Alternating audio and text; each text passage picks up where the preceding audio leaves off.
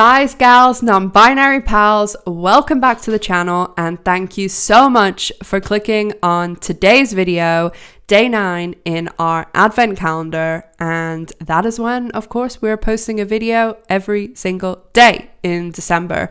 I may also be posting 2 today, so keep your eyes peeled. And we are, of course, talking about the Sex and the City revival, reboot, next chapter, and just like that. Nice! That's us. Yeah.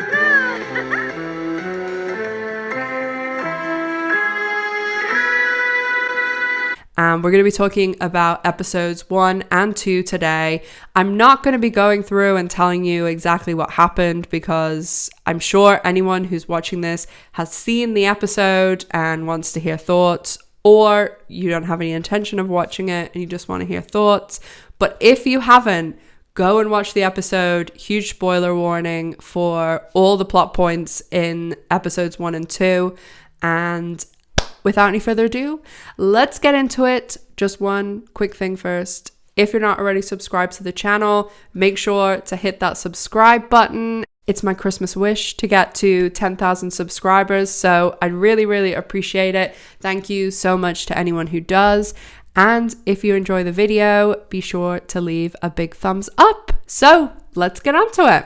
And just like that, we're back. We're back with the girls. Well, 3/4 of the girls.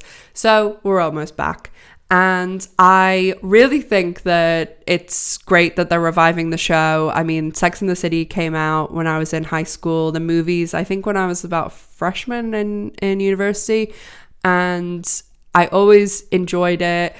Also, I went to all-girls school and boarding school, so it was like a huge thing. And a lot of people I went to school with grew up to be Charlottes, so it was always pretty popular. But I think that it's absolutely fantastic to have a show that not only are the 3 leads women, they also are executive producing the show. And it is so rare to have a show like this where the entire main cast is women, gay men, and they are leading the show. It's their storylines, their characters are driving the plot forward, because a lot of the time women are relegated to the wife or the mother or the sister or the girlfriend. So I love that they are all masters of their own plot, and I'm excited to see what happens going forward. So we're basically going to talk about some big plot points, character stuff, some of the things I liked, didn't like.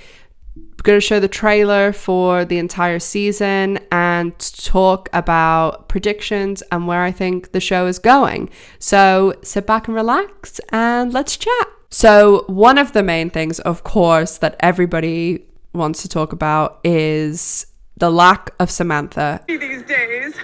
And where's the 4th Musketeer? Where's Samantha? And going in, I mean, pretty much everyone who has in any way followed this show before it started, we knew Samantha wasn't coming back, and everybody wanted to know how they were going to address one of the main people not coming back.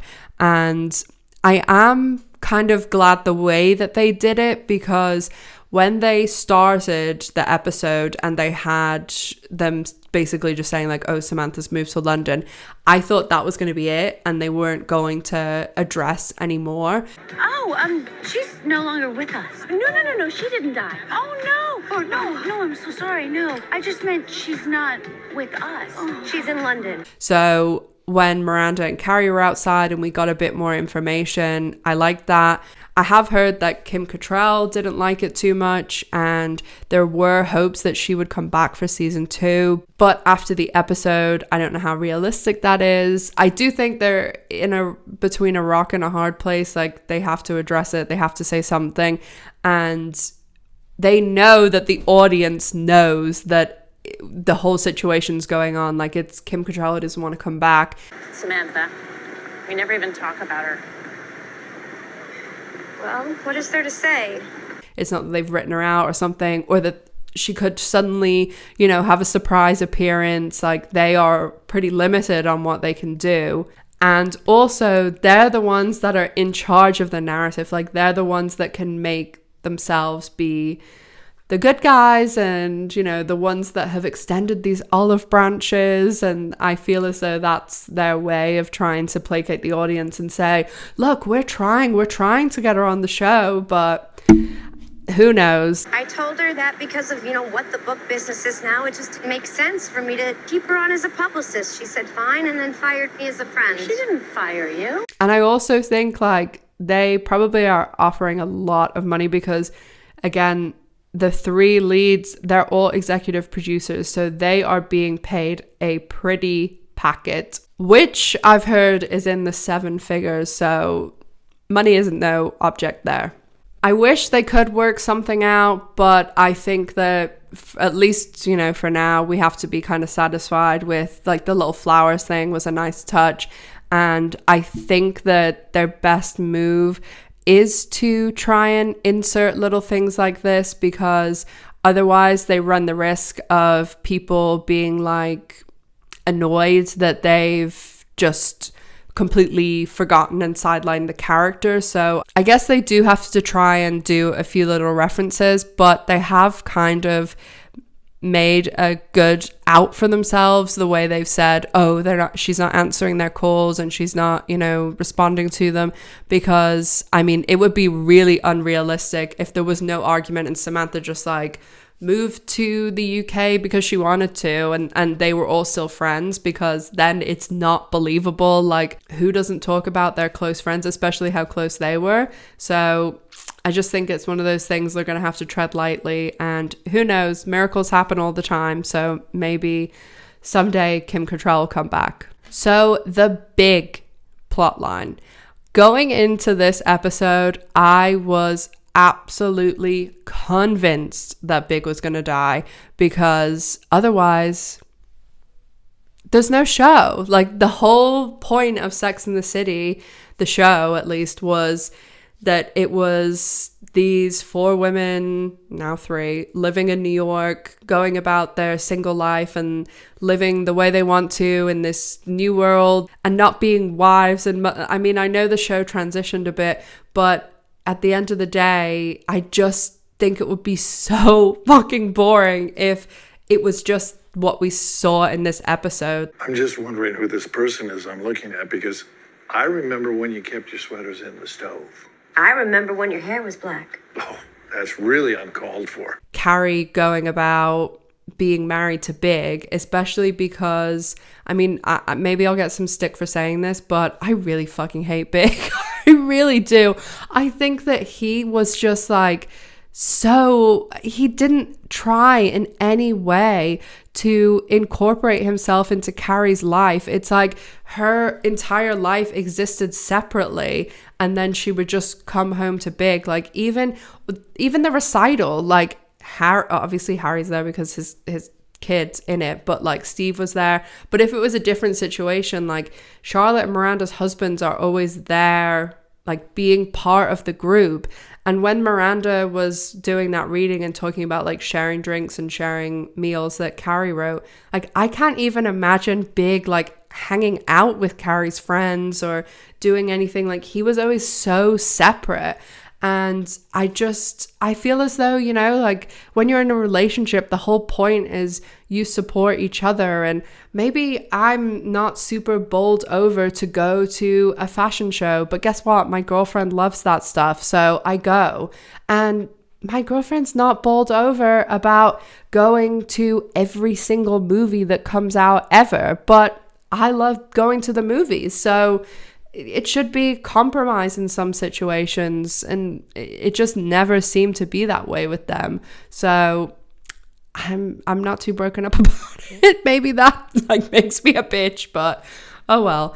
So honestly, I wasn't really all that too upset, because I knew that was gonna happen, and then I even knew what was gonna happen because they were so Peloton. Oh, are you going on Peloton? That's enough salt. Yeah, I'm jealous. I'm jealous of your Peloton instructor. Well, you should be. So you can't buy that type of product placement. So it was very obvious that something was going to happen on this Peloton. and going in pretty sure that he was going to die. I was pretty sure that he was going to die on the Peloton. So I did think that the reaction to him dying was pretty realistic, because we know that Carrie's not like super in touch with her emotions and things like that. And then the Charlotte behavior, I think, was realistic, because even though Charlotte thinks she's this like selfless person and things, like she's a very self-centered person. And like they're limited because they just, everything is about them. And we definitely saw that here. I mean, like or not, Carrie's husband literally died and she found him, which dial 911 and do CPR. So it just seemed, Charlotte was focused on her feelings and the way things were for her, because again, I really think that she's not like sitting there purposely thinking I'm a selfish person and like it's all about me. I don't think it's intentional selfishness, but there's a lot of people like this who think that they're this good selfless person, but in reality, like a lot of people are really selfish. So I don't think that it's, I'm not saying anything profound by any means. So I'm going to talk about some of the things I liked and then some of the things I didn't like. I loved all the little references. I mean, revivals, reboots, whatever you want to call them, I do have like a love for, because you really feel seen as an original watcher of the show. And I love when they, like the wedding shoes and things like that, because it's just like, a little wink to the audience, like, we see you, we know you're there. So that's silly, because of course they're doing that, but I enjoy it, so whatever, sue me. And there were, a lot of other things, like the people at the funeral and some of the things they talked about, I loved. And again, this show is all about excess, and I know people will say like frivolous things, but a lot of the time they'll push that frivolity on to women's things. And there's this whole thing with, they try and degrade women's things and say, like being into fashion and all that stuff is like silly, whereas if a man's into fashion, it's like praised and things. And there's a whole, it's not shocking. It's all rooted in like anti-feminism and everything. But I did like the whole, everybody's closets and like the silly, superficial things that this show is selling a fantasy.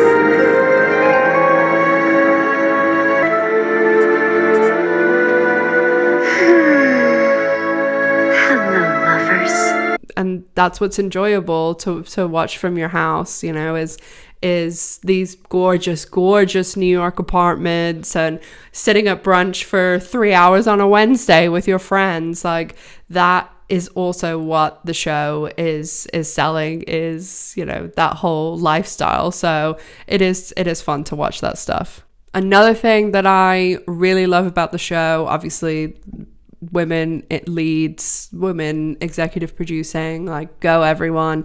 But I also really just love the friendship and their super strong bond, and how no matter what like is going on, like Miranda's starting school and she's not had a great start. My comment had nothing whatsoever to do with it being a black hairstyle. I knew that you were black when I signed up for this class. That was important to me. You signed up for this class because I'm black? And there, she's over there at Carrie's, and how they just spend the night, like no discussion, and they've made up this little rota and stuff. Like, those friendships are so strong, and just, I am really lucky myself and have friends like that have been my friends for 20 years. And it's something that you can't buy, and it's just one of the best, most powerful things that I have, and I definitely see my own friendship represented on screen that way. I liked how we're expanding a little bit, that they were bringing in their kids and also like bringing in new characters. I like Che Diaz. I did not like the podcast. I mean, there's a level of making fun of yourself that's funny, and then there's just making fun of yourself and it's cringe. Woke moment. I know that no one person can represent all the genders and sexual orientations or an entire race. Fully acknowledge that we are complicated, diverse beings. And like that woke button thing and stuff, and it just, yeah, I really did. And I am a big old dyke. Like, I am someone that should be like, yes, this is great, you know? No. It was and I'll talk about some other things that were just way too heavy-handed. It was like the Peloton thing. Like, if you would have put one reference in, you could go back and watch the episode and be like, yeah. But this was like clubbing you over the fucking head with it. So I really was not on board. Again, I did like Che. I did like the definite flirting vibes that were going on between Miranda and them. And I definitely think that there's going to be some Miranda exploring her sexuality, because again, I think that her and Steve will split up because of this. Maybe Charlotte and Harry, I think, will stay together because there has to be some representation of people being together. But I do think that Miranda and Che, there was something going on there. But going down this path of maybe being in this environment with students and being in school, and she might be able to explore her sexuality a bit more. And you know, Cynthia Nixon being executive producer, like, they obviously have a lot more input into the storyline and where their characters are going, the same way that like Jennifer Beals, Kate Manning and Leisha Haley do in The L Word. So back to things I didn't like. The kids, I really liked having them as like actual people and characters, not little kids. I really do not focus on kids too much on my channel. Like, unless they're impacting the adult storylines, I won't talk about them. And saying that, I did not like that whole Brady thing. Like, he's a minor and we're seeing their sex scenes. Like, no, thank you. I do not want to see any of that. I thought like the thing at lunch where she made the comment about being on the floor was, I mean, it was gross and over the top, but it was that sort of thing where he's not on screen and it's a funny moment. But then, so I was fine with that, but then they kept talking about it and talking about it and talking about it and showing it to us, and I was like, why are we seeing this? Who is this for? Some other stuff that I think that they were clubbing us over the head with was the whole, like, I think things that they were setting up. So I really think that they're setting up that Miranda has a problem with alcohol. Serving after the service. Oh, that's okay. I'm family, and I will have a neat bourbon. Super quick. And if they would have taken her having the wine before class, her having the drink before the speech, or her having the wine in the kids' recital. She had a rough first day of school. My hero. One of those would have sufficed. And then it would have been a nice, foreshadowing and setting it up, and you get your storyline organically. Like, maybe it's going to be revealed a couple of episodes down the line, and you have a subtle scene like that, like the kids' recital.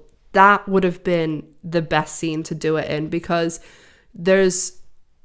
you're not focused on it, because she's saying, like, she's giving it to everyone else and it's at kids' recital, but the fact that you can point back to it and be like, yeah, she did have wine in her purse and like thought to bring it.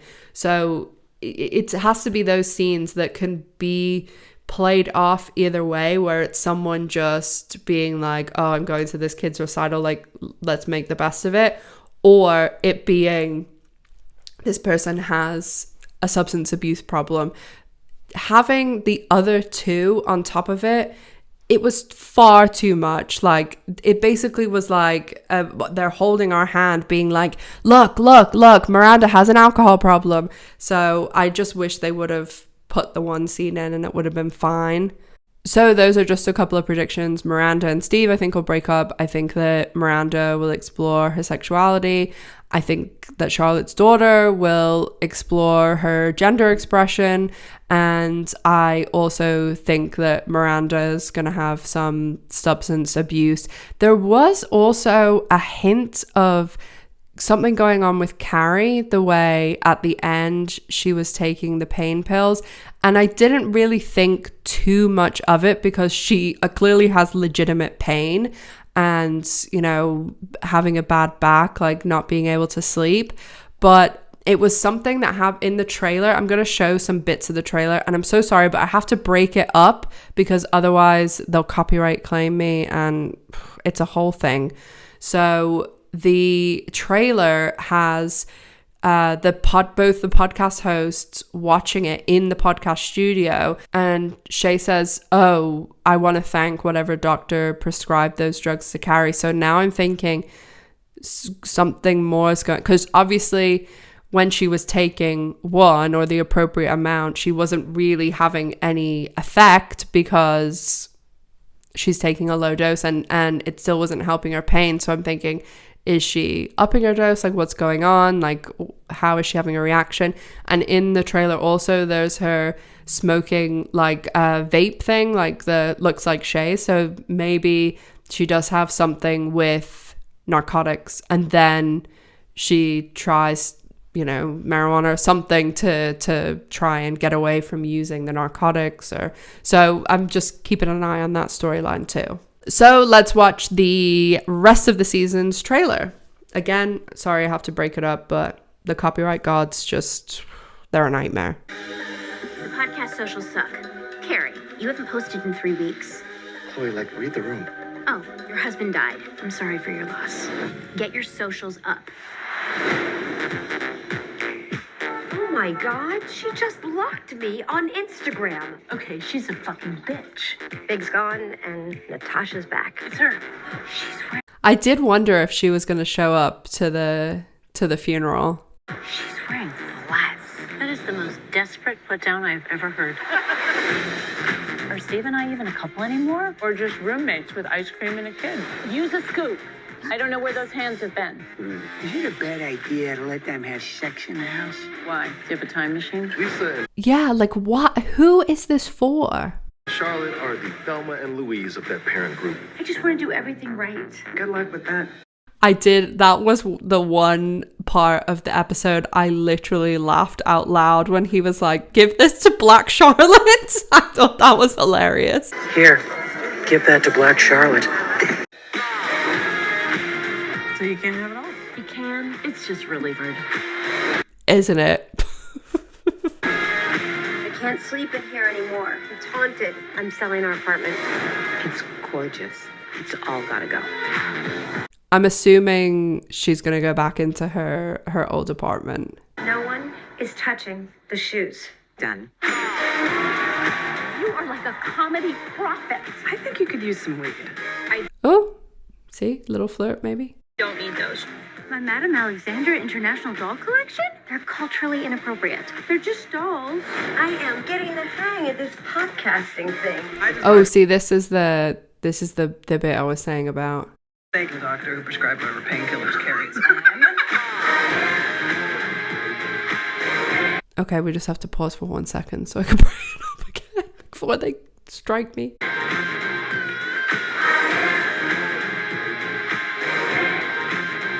Oh yeah, see, she's smoking there.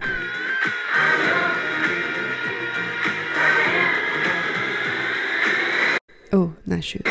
Lily came into the bathroom this morning when I was on my knees about to blow Harry, and I freaked out. Back up. Back the truck up. You still blow Harry? Oh, is it his birthday? And so that was the first 2 episodes of And Just Like That, the next chapter of Sex and the City. So let me know what you think down in the comment section. Do you have any predictions? Is there anything you really liked, didn't like that I didn't mention? Let me know all your thoughts, and make sure that you are subscribed to the channel, following me on all of the social medias, which I'll put on the screen. I do also have a merch store. My merch with just Be Nice on it is out, and I do also have a Patreon and a podcast that goes over the L Word Generation Q. All of that, including my second channel, which is more deep dive videos and mainstream stuff. I'll be launching my first big project on there within the next few days. So go and subscribe over there if you're interested in some fraud deep dives. And as always, make sure to stay safe, take care of yourselves, and I'll see you all tomorrow. Bye, guys.